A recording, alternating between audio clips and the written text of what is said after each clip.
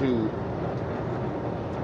any cause for that matter. So think about it. It's a great way to get people out. We bring, families out. We have a young lady, and oh my Lord, how old would Jordan be now? 10, 11 years old, I think.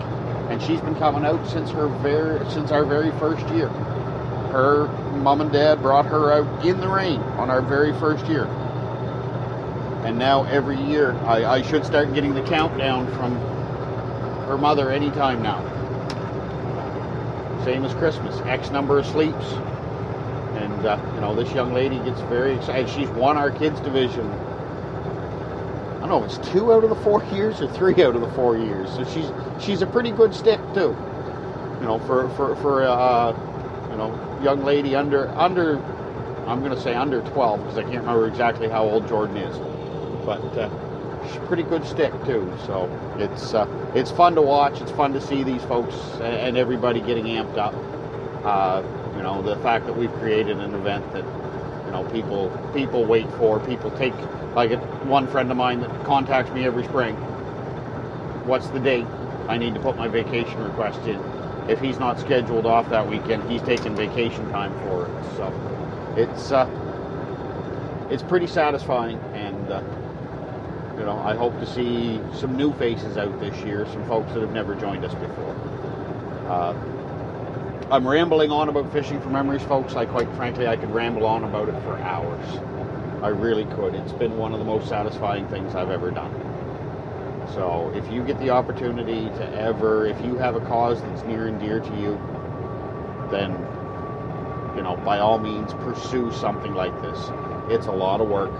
You will love it one day and curse it the next, because it is a lot of work, especially doing it the way we do with all our prizes being donated. There's a lot of running the roads, a lot of knocking on doors and shaking hands and showing up with your hand out looking for donations. But when you're able to pass a significant amount of money over to the charity of your choice or the cause of your choice, it's definitely worth it. And I love seeing the look on their faces every year when they realize what a bunch of guys floating around on some boats for a day can do.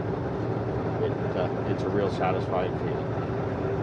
So that being said, I will be doing Periscope updates from Fishing for Memories when it rolls around here, not this Saturday coming, but the Saturday after.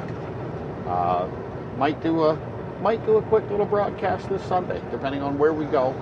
We haven't decided yet just where we're going when I take my family out, but if I'm somewhere with good enough signal, might do a little broadcast this Sunday. Just my young fella loves being on camera. He's a little bit of a showboat, so maybe I'll give him a chance to show off a little bit.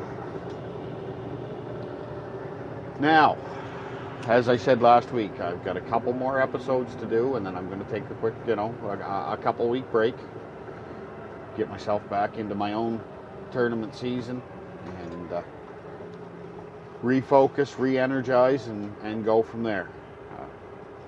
I apologize for the late hour of the posting this week.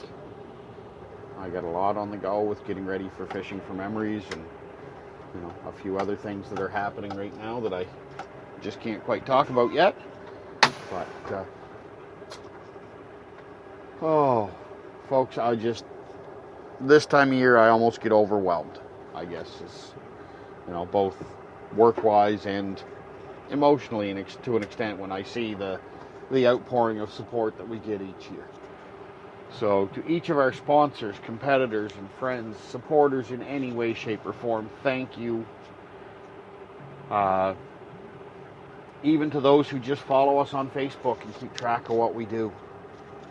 I've got friends in Ontario that, obviously don't come down to fish our little tournament, but they keep track of what we do, and I get words of encouragement and support from them every now and then. Just the awareness, I guess, is the huge thing. And I just can't thank everybody enough. Ladies and gentlemen, I'm going to cut tonight's episode short thanks to overwhelming exhaustion and a migraine headache. I just Oh, everything's catching up with me a little bit.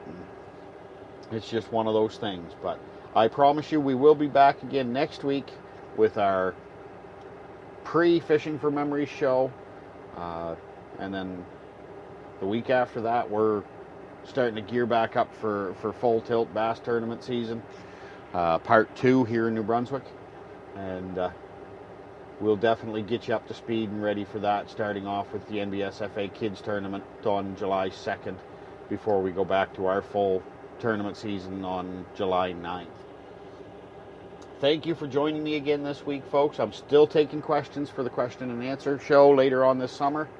And if you have any questions, requests, one more thing. And I am happy to help. Excuse me. Just remember, I talk about our tournament fishing, I talk about what we do, and yes, we do it from boats.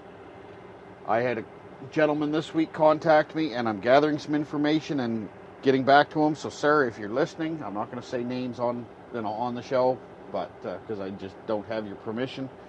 But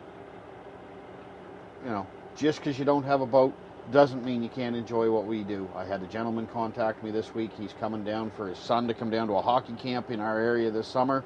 He lives in another region of the province that doesn't have smallmouth fishing. He wants to know some good spots to smallmouth fish from shore. If you have the desire, there's always a way to find, always a way to enjoy what we do. So don't think that because you don't have a boat doesn't mean you can't get out enjoying the fantastic fishing we have here in New Brunswick, including our bass fishing. So, once again, thank you very much for joining us. Thank you to Fish Bomb Outfitters, Carrot Sticks, Southern Yankee Baits, War Dog Lures, Northern Michigan Outfitters, Hooked on Canadian Angling, and to my wife and my son, thank you all. To all of you, thanks again. My name is Donald Patterson. This has been NB Bassin, and we'll talk to you next week. Yeah.